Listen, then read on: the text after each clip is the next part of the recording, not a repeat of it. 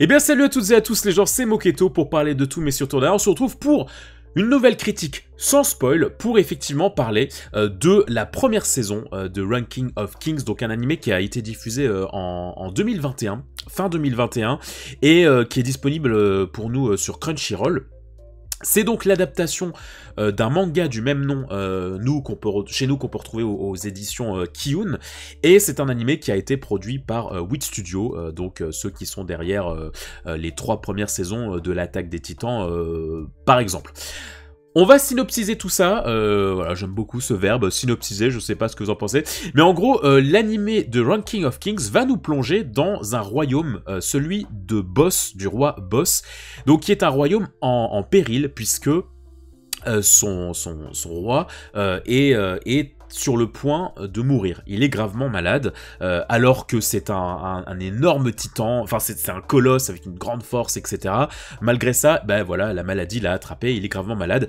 Et le souci, c'est que son héritier, le petit prince qui s'appelle Bojji, n'a pas du tout la carrure pour succéder au trône.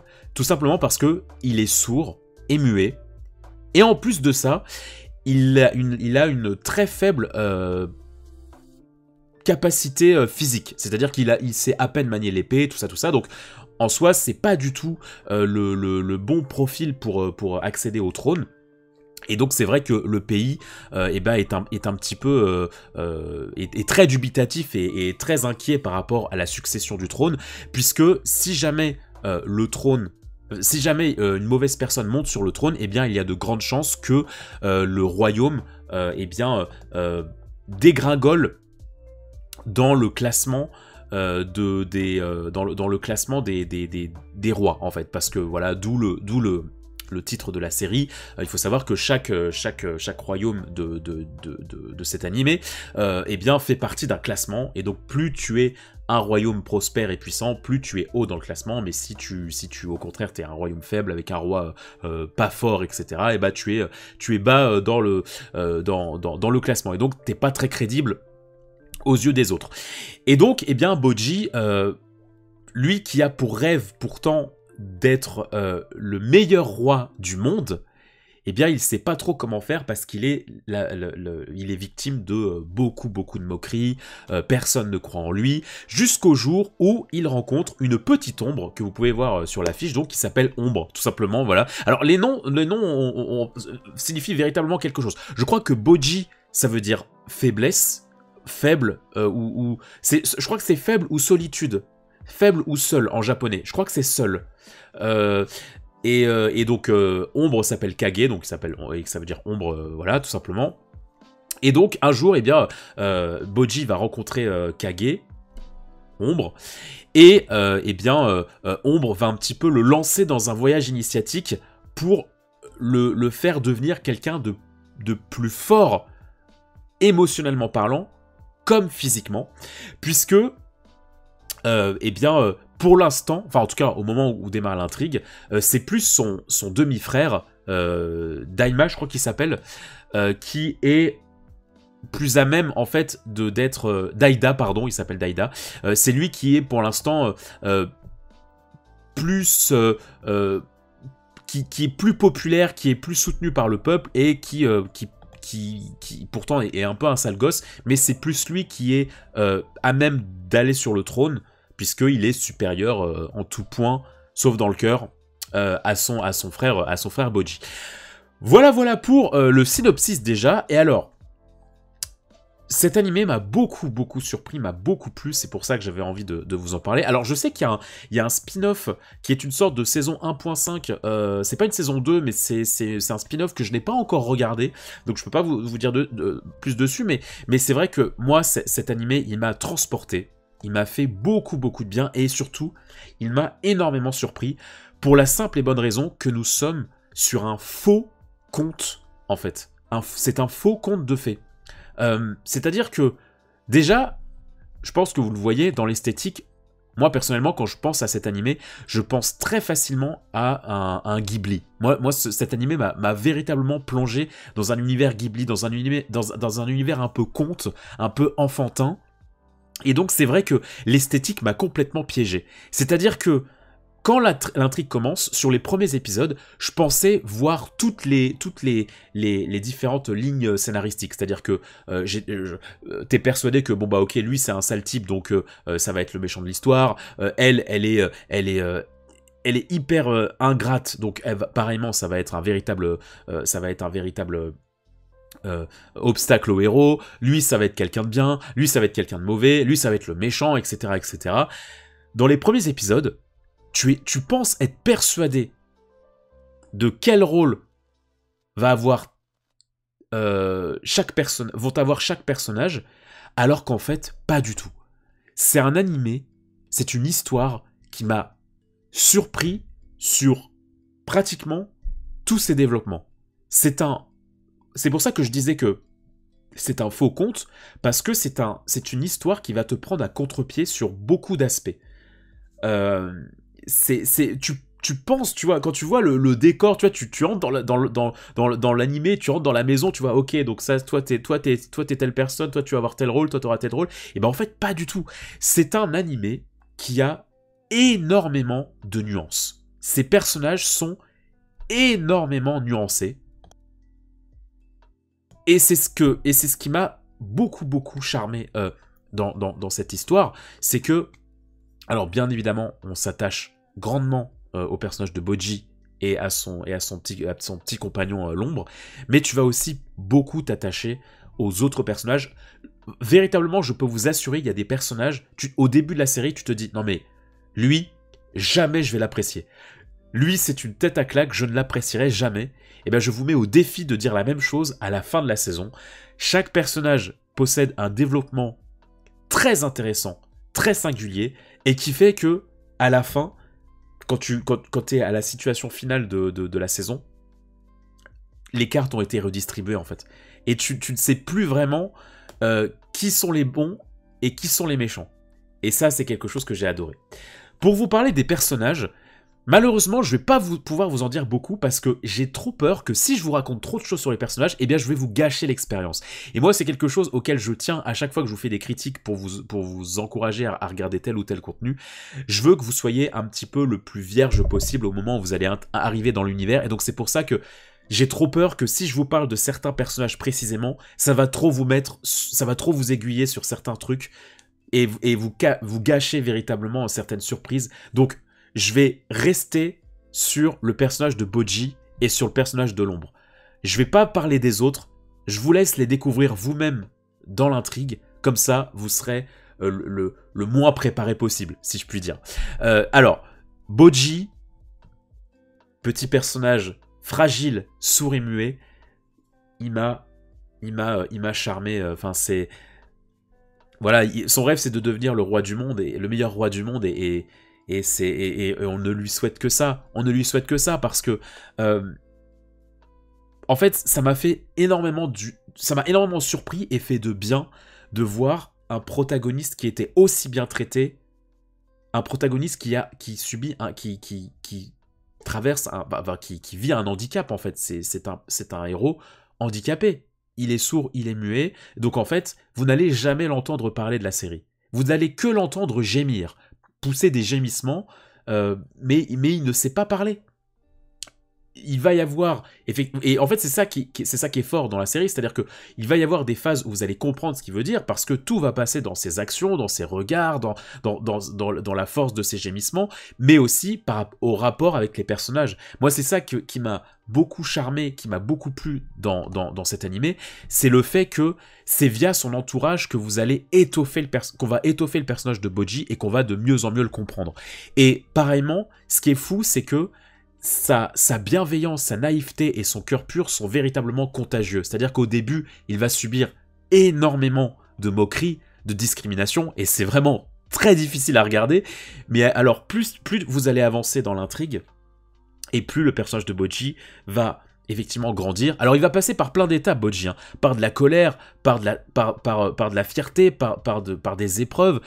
Il va beaucoup pleurer, il va beaucoup être inquiet. Enfin, c'est un personnage qui bah oui, va vous faire souffrir d'une certaine manière, parce que ça va pas être facile de le voir se prendre certaines baffes, certaines insultes, mais c'est encore d'autant plus puissant quand tu le vois progresser, quand tu le vois grandir, quand tu le vois se faire de plus en plus d'amis, d'alliés, etc.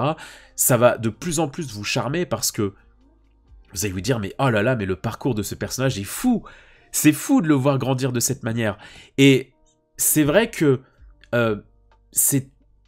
moi, ça m'a beaucoup touché parce que je trouve qu'il y a très peu d'œuvres fictives dans lesquelles il y a un personnage qui est autant handicapé, qui est aussi bien écrit et aussi bien respecté. Je trouve que c'est pas facile de ne pas tomber dans le cliché quand ton personnage principal est quelqu'un qui subit un handicap ou qui est victime enfin qui a une différence. Je trouve que c'est très facile de tomber dans le cliché quand tu as un héros qui a une différence et qui du coup est discriminé et qui du coup subit des moqueries, etc.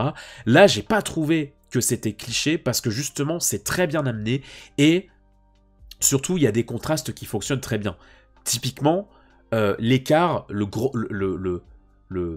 gros décalage entre lui et son père, c'est quelque chose de très bien travaillé dans la série. C'est-à-dire que son père, c'est un colosse, il est immense, il est hyper puissant, il est et son fils est tout petit, il sait pas parler et il est faible. Et en fait, ce décalage est très marqué, mais très très bien exploité, je trouve, dans la série. Au final, le personnage de l'ombre, c'est vrai qu'en final, je vais pas vous en dire grand chose parce que typiquement pareil je préfère que vous le découvriez dans la série mais bon je pense que vous y attendez mais ce qui est sûr c'est que le duo fonctionne très très bien et très attachant et moi j'ai qu'une hâte c'est de les retrouver je vous avoue je sais même pas si une saison 2 a été annoncée mais je vous avoue que j'ai hâte de retrouver ces personnages mais même les autres hein, tellement ils m'ont touché. Mais donc voilà ce que j'avais à vous dire déjà au niveau du personnage de Bojji. Il y a plein d'autres personnages qui sont hyper intéressants. La belle-mère, le beau-frère, le maître d'armes, le roi de d'autres royaumes. Je veux pas en dire plus parce que je veux que vous découvriez certains liens qui se développent, certains développements. Je veux que vous découvriez ça en vrai. Donc je vais pas vous en dire plus. Mais en tout cas par rapport à Bojji... véritablement, son histoire m'a beaucoup touché et c'était bien joué. C'est extrêmement bien écrit, bien maîtrisé. C'est un faux conte, en fait. Encore une fois, c'est un faux conte. Tu penses que un personnage comme ça, comme Bojji ou comme d'autres, eh ben, ils vont pas sortir de leur rôle, en fait. Eh ben si, régulièrement, les personnages vont sortir de ce qu'on aimerait leur donner comme étiquette, et ça fonctionne très très bien. Ce qui fonctionne aussi très très bien, c'est le décalage entre ce qui nous est raconté et le style graphique. Comme je vous le disais en début de critique, c'est vrai que vraiment quand vous voyez la patte graphique, vous pensez à un Ghibli, à un Disney, quelque chose de tout pipou, une série que vous pourrez retrouver le matin sur France 5 ou des choses comme ça. Vraiment, il y a une patte graphique, là, je trouve que il y a une patte graphique chaleureuse, il y a un style graphique qui inspire le cocon, et je trouve que Wit Studio a fait une merveille en adoptant ce style graphique, parce que du coup, il y a plein de choses dont tu t'y attends pas en fait.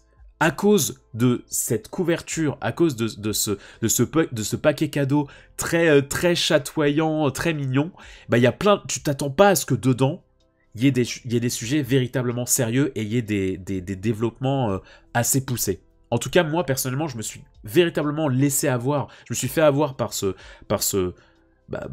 présentation, en fait, encore une fois, de ces couleurs très chatoyantes, très douces, de cette pâte, de ces traits assez épais, de ces couleurs, de ces décors qui sont très charmants. Je me suis fait avoir. Je me suis dit, bah non, je m'attends pas à ce qu'on va me parler de tel sujet, de tel personnage, etc.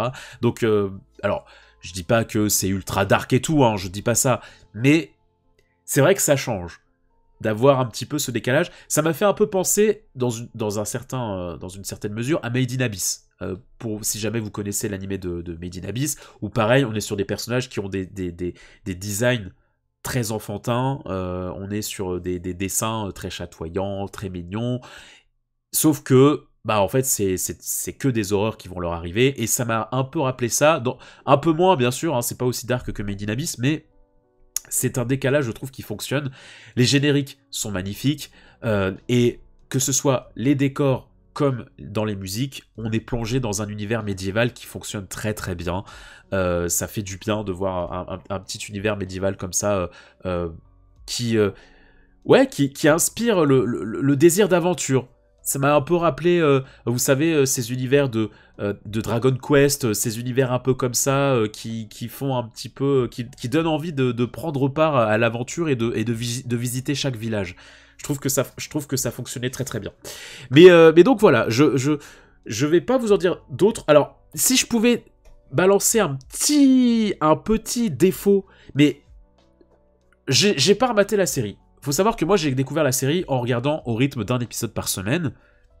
Et peut-être que si je remate la série tout d'un coup en pseudo-marathon, peut-être que mon avis changerait. Mais je vous avoue que j'ai quand même senti un petit ventre mou dans on va dire, la seconde partie au début de la seconde partie de la saison, je crois, ou alors au début du dernier tiers. On va dire ça comme ça.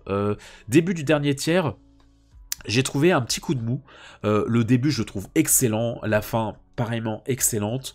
Mais c'est vrai que avant la fin, il y a une petite partie où j'ai trouvé que le rythme n'était pas forcément au rendez-vous, les développements pareils. Mais encore une fois, c'est mon souvenir de l'époque, c'est mon ressenti de l'époque. Peut-être que ça changera si je reverrai ça, je ne sais pas trop. Et autre chose, je vous avoue, qui me fait un petit peu peur, c'est que moi, la saison 1, elle a mis la barre très très haute. Je vous avoue. Et donc c'est vrai que j'ai un peu peur de la saison 2, parce que j'ai peur de ne pas retrouver cette qualité d'écriture. Pour moi, il y a tellement un englobage. Alors, je dis pas que tout est terminé à la fin de la saison 1, mais il y a quand même une forme de résolution à la fin de la première saison, ce qui fait que, d'une certaine manière, l'histoire pourrait s'arrêter là. Je sais que ça s'arrête pas là, tous les objectifs ne sont pas remplis, donc je sais qu'il y a une suite, mais d'une certaine manière, ça pourrait s'arrêter là.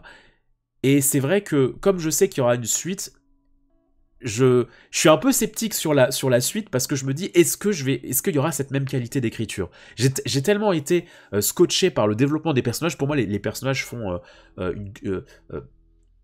c'est une grande partie de cette série. Oui, la réalisation est très bien. Il y a une très très belle réalisation, il y a des très belles couleurs, il y a des très belles musiques, il y a des très belles animations, des phases d'animation Sakuga qui sont très agréables, mais pour moi, le vrai top 1 de cette saison, le vrai élément le plus important et le plus impactant pour moi, c'est les personnages. C'est vraiment l'écriture des personnages, où les personnages nous emmènent. Chaque personnage termine sur un développement que j'ai trouvé terriblement attachant et poignant, et c'est vrai que j'ai peur de ne pas retrouver cette qualité d'écriture dans la deuxième saison. Tu me dis que dans la deuxième saison, il y a autant de budget, autant d'animation, autant de couleurs, etc.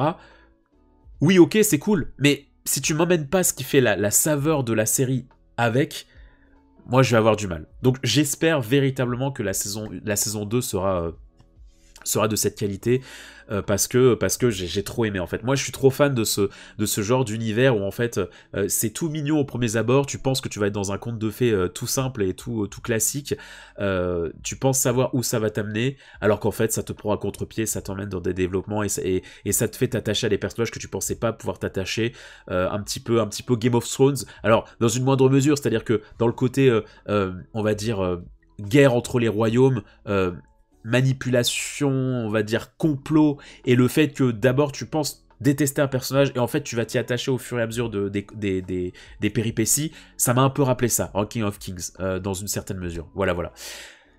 Bon, bah j'espère que cette petite critique vous aura plu. Encore une fois, je vous encourage, si vous n'avez pas vu cette série, de partir à la rencontre de ce Bojji qui, je suis sûr, ne vous laissera pas indifférent. Pour moi, c'est une certitude, ce personnage ne vous laissera pas indifférent tellement il est lumineux et tellement il est humain. Dans sa manière de faire, et encore une fois, n'hésitez pas à mettre en commentaire ce que vous avez pensé de cette critique et de cette série, si jamais vous l'avez vu. Voilà, n'hésitez surtout pas à me partager ce que vous inspire en fait, ou vous a inspiré cette série, n'hésitez surtout pas. Bon, en attendant, je vous fais plein de bisous. N'hésitez surtout pas à vous abonner et à mettre un petit pouce en l'air si jamais cette vidéo vous a plu, et à aller visiter les différents contenus de la chaîne. Il y a plein de vidéos dans le catalogue, donc n'hésitez surtout pas à visiter tout ça. Je vous fais plein de bisous, prenez soin de vous et de vos proches, et à très vite pour de prochaines vidéos. Bye les gens.